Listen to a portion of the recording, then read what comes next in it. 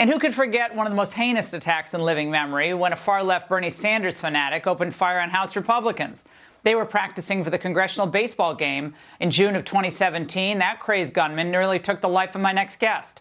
Joining me now is House Minority Whip Steve Scalise. Congressman, all the political violence that we've seen is repulsive. The Angle has repeated that year after year. But some seemingly gets a pass, and others, are reasons for preventing other people from running for office suddenly. Yeah, Laura, and it's good to be with you. And I agree with your comments earlier. You've decried the violence on January 6th, as I have, and so many others have. But all of a sudden, the Democrat Party becomes tone deaf when you look at the violence that happened last summer.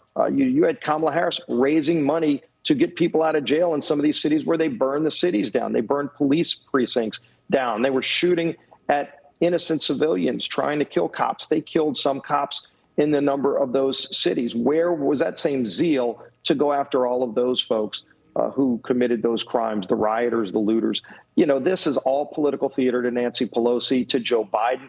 Imagine, Laura, if Joe Biden and Kamala Harris put the same effort that they put into today's speeches with some of the ridiculous divisive things they said into actually doing their jobs, into getting a hold of COVID, into reducing inflation. Kamala could actually go down to the border and address the border crisis, but they don't want to do any of that. They've created all these crises that are hurting families, and then they use January 6th for political theater just to continue to try to change the subject from their utter failures of leadership. And CNN tried, by the way, hyping a threat of domestic terrorism, but it didn't work out how they planned. Watch.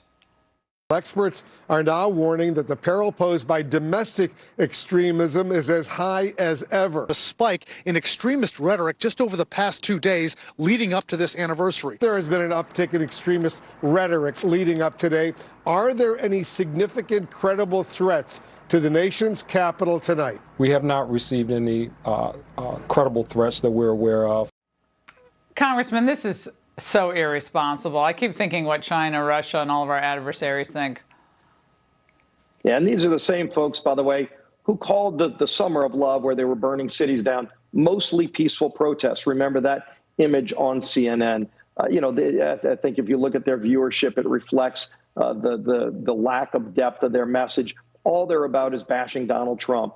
You saw Joe Biden today, I think 16 times, attacking Donald Trump as if he were still in office.